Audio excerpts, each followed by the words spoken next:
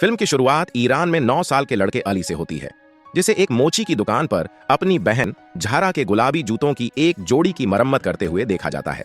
फटे हुए जूते उनके परिवार के आर्थिक संघर्ष का संकेत देते हैं।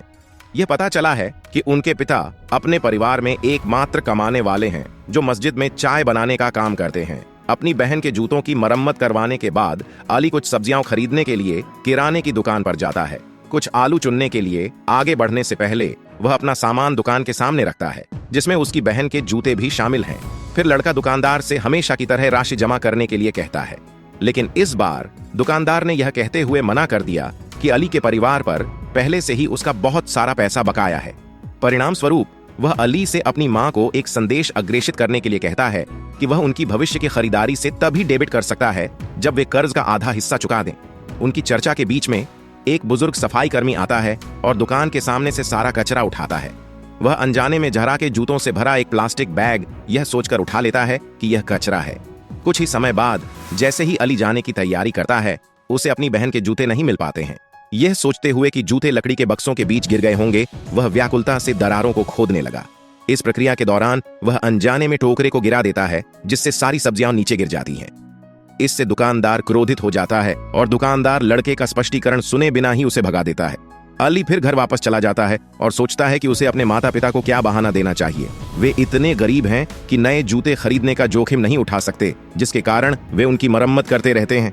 लेकिन अब जब अली ने जूते की एकमात्र जोड़ी खो दी है, तो वह अपने माता पिता को इसके बारे में बताने से डरता है।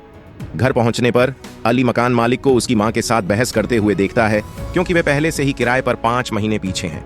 इससे लड़का अपनी मां को हाल की घटना के बारे में बताने से और भी डर जाता है। जब ज़हरा अपने भाई को देखती है तो वह तुरंत उससे पूछती है कि क्या उसके जूते ठीक से ठीक हुए हैं। अली शुरू में विषय से बचने की कोशिश करता है और उसे आलू छीलने का निर्देश देता है, लेकिन जब वह पूछती रहती है तो अली पूरी घटना साझा करते हुए कबूल करता है कि उसके जूते खो गए हैं। परिणाम के डर से अली रोता है और अपनी बहन से विनती करता है कि वह उनकी मां को इसके बारे में न बताए। इस रहस्योद्घाटन के कारण ज़हरा यह सोचकर रोने लगती है कि वह अगले दिन स्कूल में क्या पहनेगी। अली ने उसे आश्वासन दिया कि वह जूते वापस लाएगा और उसकी तलाश में निकल जाएगा। वह दुकान पर वापस जाता है और सब्जी की टोकरियों को खोजना शुरू कर देता है।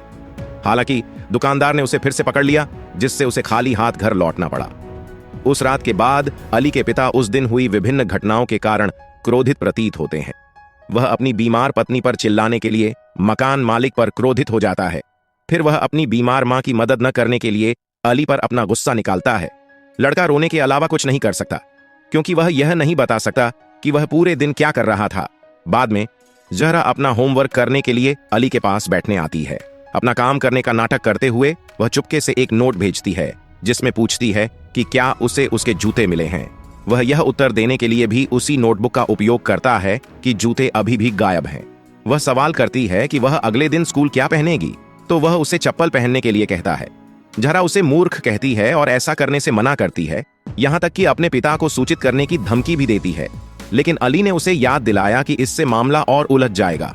कोई अन्य विकल्प न होने पर भाई बहन ने अंततः अली के कॉन्वर्स स्नीकर्स को साझा करने की एक योजना तैयार की। सौभाग्य से उनके स्कूल का शेड्यूल अलग अलग है, इसलिए ज़हरा उन्हें सुबह स्कूल में पहनेगी और दोपहर में अली को वापस कर देगी, ताकि वह अपनी दोपहर की कक्षाओं में भाग ले सके। अगली सुबह ज़हरा अपने भाई के गंदे स्नीकर्स पहनकर स्कूल जाती है, भले ही वह उसे ठीक से फिट नहीं आते। स्कूल में वह अन्य सभी छात्रों के जूते देखती है और उन्हें छिपाने की कोशिश करती है। बाद में खेल कक्षा के दौरान उनके शिक्षक सभी को दौड़ने और कूदने का निर्देश देते हैं। इस प्रक्रिया में छात्रों में से एक लड़खड़ाकर गिर जाता है, इसलिए शिक्षक सभी को अब से स्नीकर्स पहनने के लिए कहते हैं। तभी ज़हरा ने जो पहना है उससे राहत महसूस करती है और अपने जूते छिपाना बंद कर देती है। जैसे ही स्कूल खत्म होता है, ज़हरा मिलन स्थल की ओर दौड़ती है, जहां उसका भाई चप्पल पहनकर उसका इंतजार कर रहा होता है। जल्दबाजी में वे अपने जूते बदल लेते हैं, जिसके बाद अली स्कूल के लिए दौड़ता है। उसका इंतजार करने के कारण चाहे वह कितना भी तेज दौड़े, उसे स्कूल के लिए देर हो जाती है। प्रिंसिपल ने उसे कक्षा में भागते हुए देखा, लेकिन इस बार उसने कोई कार्रवाई नहीं करने का विकल्प चुना। स्कूल के बाद अली घर लौटता है और अपनी बहन से पूछता है कि क्या उसने उनकी मां को जूतों के बारे में बताया था। वह जवाब देती है कि उसने ऐसा नहीं किया है और आश्वासन देती है कि वह किसी को नहीं बताएगी। हालांकि वह स्वीकार करती है कि उसे गंदे स्नीकर्स पहनने में शर्म आती है। परिणाम स्वरूप भाई बहन एक साथ बैठ जाते हैं और जूते धोना शुरू कर देते हैं। इस बीच अली उससे कल मुलाकात स्थल पर जल्दी पहुंचने के लिए कहता है ताकि वह समय पर स्कूल पहुंच सके। अगली सुबह जहरा स्कूल में साफ स्नीकर्स पहनती है। वह समय से पहले अपनी परीक्षा समाप्त कर लेती है और अपने भाई के पास वापस जाने के लिए दौड़ती है, लेकिन दुर्भाग्य से जब वह बहती नाली पर छलांग लगाती है तो उसका एक जूता फिसल जाता है और दूर तैरने लगता है। वह घबरा जाती है और जूते का तब तक पीछा करती है जब तक कि वह एक पत्थर की नहर के नीचे फंस न जाए।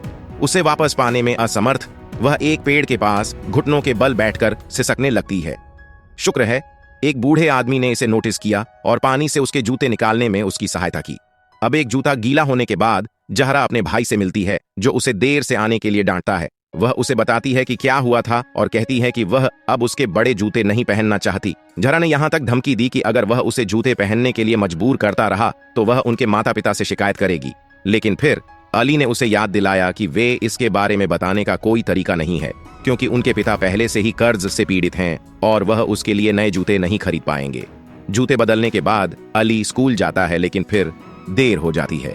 इस बार उसे प्रिंसिपल ने पकड़ लिया, जिसने उसे डांटते हुए कहा कि अगर वह दोबारा देर से आया तो वह अली को कक्षा में प्रवेश नहीं करने देगा। इस चल रही तनावपूर्ण जिंदगी के बीच अली को तब थोड़ा खुशी महसूस होती है जब उसे बाद में कक्षा में अच्छी खबर मिलती है। उसके शिक्षक एक परीक्षा में उच्चतम अंक प्राप्त करने के लिए उसकी प्रशंसा करते हैं और उसे सुनहरे रंग का पेन देकर पुरस्कृत करते हैं। बाद में अली घर लौटता है, लेकिन अपनी बहन को गुस्से में पाता है। वह उसे उपहार के रूप में कलम देता है, आंशिक रूप से उसके जूते खोने की भरपाई करने के साथ साथ उसे खुश करने के लिए। उसके प्रयास सफल हो जाते हैं क्योंकि वह खुशी खुशी उपहार स्वीकार कर लेती है। एक दिन स्कूल में कक्षा से पहले लाइन में खड़े होते समय जहरा ने अचानक रोया नाम की एक छात्रा को देखा जिसने अपने गायब गुलाबी जूते पहने हुए थे। बाद में वह लड़की का गुप्त रूप से उसके घर तक पीछा करती है। इसके कारण वह मिलन स्थल पर देर से पहुंचती है, जिससे अली को फिर से स्कूल के लिए देर हो जाती है। परिणाम स्वरूप प्रिंसिपल उसे डांटते हैं और कहते हैं कि वह अपने पिता को बुलाकर उसकी समय की पाबंदी के बारे में शिकायत करे। सौभाग्य से यह सब अली के क्लास टीचर ने देखा, जो फिर प्रिंसिपल से बात करने गया। शिक्षक उसे लड़के को एक और मौका देने के लिए मनाने में सफल हो जाता है, ये बताते हुए कि वह अपनी कक्षा का टॉपर है। दोपहर में जहरा अपने भाई को अपने गुलाबी जूते वापस लाने के लिए रोया के घर ले जाती है, लेकिन जब वे वहां पहुंचते हैं तो उन्हें एहसास होता है कि रोया का परिवार न केवल गरीब है बल्कि उसके पिता भी अंधे हैं। भाई बहनों को इतना बुरा लगता है कि वे रोया को गुलाबी जूते देने का फैसला करते हैं और खाली हाथ घर लौट जाते हैं। दूसरी ओर अली के पिता अधिक कमाने के लिए उत्सुक मस्जिद में अपने एक दोस्त से कुछ बागवानी उपकरण उधार लेते हैं। स्कूल की छुट्टियों के दौरान अली और उसके पिता बागवानी सेवाएं देने के लिए उत्तरी तेहरान के समृद्ध उपनगरों में जाते हैं। एक पुरानी साइकिल पर सवार होकर यह जोड़ी घर घर जाकर पूछती है कि क्या मालिकों को कुछ बागवानी सेवाओं की आवश्यकता है। किसी भी ग्राहक को पाने में असमर्थ होने के बावजूद अली की संवाद करने की क्षमता उसके जिद्दी पिता के लिए एक बड़ी मदद साबित होती है। कई असफल प्रयासों के बाद अंततः उन्हें अपना पहला ग्राहक मिल गया, एक अमीर आदमी जो अपने 6 वर्षीय पोते अली रेजा के साथ रहता है। जबकि उसके पिता हवेली के बगीचे में काम करते हैं, अली रेजा के साथ खेलता है, जो जल्द ही उसका दोस्त बन जाता है। इसके अलावा अली रेजा के दादा भी बहुत दयालु और उदार हैं, जो तब स्पष्ट होता है जब वह उन्हें उनकी अपेक्षा से अधिक भुगतान करते हैं।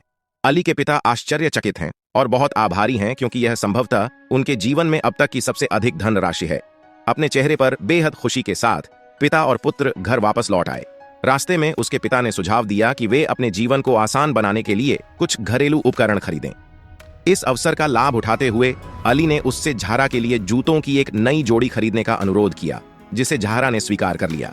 हालांकि उनकी खुशी अल्पकालिक है क्योंकि उनकी साइकिल के ब्रेक फेल हो गए और परिणाम स्वरूप दुर्घटना में उनके पिता घायल हो गए। साइकिल भी खराब हो जाती है और उन्हें घर तक सवारी करने के लिए मजबूर होना पड़ता है। अगले दृश्य में हमें पता चलता है कि स्कूल छुट्टियों से फिर से शुरू हो गया है। एक स्कूल असेंबली के लिए इकट्ठा होते समय एक शिक्षक घोषणा करता है कि जल्द ही 4 किलोमीटर की पैदल दौड़ प्रतियोगिता आयोजित की जाएगी, जिसमें प्रांत के कई स्कूल शामिल होंगे। ऐसा लगता है कि अली को इसमें कोई दिलचस्पी नहीं है क्योंकि उसके पुराने और फटे जूते उसे लंबी दूरी तक दौड़ने की अनुमति नहीं देंगे। हालांकि जब वह पुरस्कारों की सूची देखता है तो वह तुरंत अपना मन बदल लेता है। तीसरा पुरस्कार स्नीकर्स की एक जोड़ी है। अली इसे जहरा के लिए जूते की एक नई जोड़ी अर्जित करने के अपने अवसर के रूप में देखता है, इसलिए वह दौड़ के लिए अपना नाम दर्ज कराने के लिए खेल शिक्षक के पास जाता है। इसके बाद शिक्षक उसकी परीक्षा लेते हैं और उन्हें आश्चर्य होता है कि लड़का एक अच्छा धावक बन जाता है क्योंकि यह उसकी दिनचर्या का हिस्सा है। प्रभावित होकर शिक्षक ने उसे अपने स्कूल का प्रतिनिधित्व करने के लिए उम्मीदवारों में से एक के रूप में चुना। अली फिर घर वापस आता है और अपनी बहन के साथ यह खुशखबरी साझा करता है। वह वादा करता है कि वह दौड़ तीसरे स्थान पर समाप्त करेगा और उसके लिए जूतों की एक नई जोड़ी लाएगा। आखिरकार प्रतियोगिता का दिन आ गया और सैकड़ों छात्र रेस ट्रैक पर इकट्ठा होते दिखे। अली भी अपने वही पुराने और फटे हुए जूतों के साथ दिखाई देते हैं। कुछ ही समय बाद दौड़ शुरू होती है और हर कोई अपने बच्चों के लिए जयकार करना शुरू कर देता है। तीसरे स्थान पर आने के लिए दृढ़ संकल्पित अली इस तथ्य के बावजूद कि उसके जूते उसे कठिनाई दे रहे हैं, जितना हो सके उतनी तेजी से दौड़ता है। वह यह याद करके खुद को प्रोत्साहित करता है कि कैसे उसकी बहन जूते बदलने के लिए हर रोज स्कूल से भागती है और कैसे उसने उसे एक नया जोड़ा लाने का वादा किया है। अली अंततः अन्य रेसर्स को पीछे छोड़ देता है और एक बिंदु पर उसे एहसास होता है कि वह सभी से आगे है। परिणाम स्वरूप वह जानबूझकर धीमा हो जाता है और अन्य दो धावकों को अपने से आगे निकलने देता है। लेकिन जब वह तीसरे स्थान पर पहुंचता है तो धावकों में से एक उसकी शर्ट खींच लेता है, जिससे वह गिर जाता है। इसके बावजूद जुनूनी अली उठता है और दौड़ना जारी रखता है, पहले से भी तेज। जैसे जैसे समापन रेखा नजदीक आ रही है, केवल 5 छात्र चैंपियन बनने के लिए प्रतिस्पर्धा कर रहे हैं। वे लगभग साथ साथ दौड़ते हैं, जिससे अली के लिए खुद को तीसरे स्थान पर रखना मुश्किल हो जाता है। अंत में वह गलती से दौड़ पहले स्थान पर समाप्त कर लेता है। थकावट के कारण जमीन पर लेटे हुए अली के पास उसके स्कूल के शिक्षक आते हैं, जो उसकी उपलब्धियों से बहुत खुश हैं।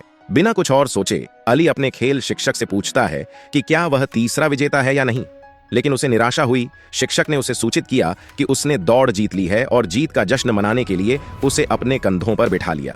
बाद में पुरस्कार वितरण के दौरान लड़के की नजर नए स्नीकर्स पर टिक गई, जिससे वह दुखी और असंतुष्ट हो गया। इसके बाद अली घर लौटता है, जहां उसकी बहन आशा के साथ उसका इंतजार कर रही है। वह मुस्कुराकर उसका स्वागत करती है, लेकिन वह चुप और दुखी रहता है। अली के चेहरे पर उदास अभिव्यक्ति झरा को एहसास कराती है कि उसका भाई तीसरे स्थान पर आने में विफल रहा है। लेकिन इससे पहले कि वह उससे सीधे पूछ पाती, उनकी मां ने उसे अंदर से बुलाया और उसे अंदर चलने के लिए प्रेरित किया। इसके बाद अली आंगन में बैठ जाता है और अपने जूते उतार देता है, जो अब और भी बुरी तरह फट चुके हैं। इसके अलावा प्रतियोगिता के बाद उनके पैरों में कई चोटें आई हैं। अन्यत्र हम अली और जहरा के पिता को अपनी साइकिल पर घर वापस लौटते हुए देखते हैं। रास्ते में उसे एक जूते की दुकान दिखाई देती है, इसलिए वह आश्चर्य के रूप में अपने बच्चों के लिए 2 जोड़ी जूते खरीदता है। अंतिम दृश्य में हम निराश अली को एक छोटे से तालाब में अपने नंगे छाले वाले पैर डुबोते हुए देखते हैं। मछलियां उसके पैरों को घेर लेती हैं, मानो वे उसे वह प्यार और देखभाल देने की कोशिश कर रही हों जिसका वह हकदार है।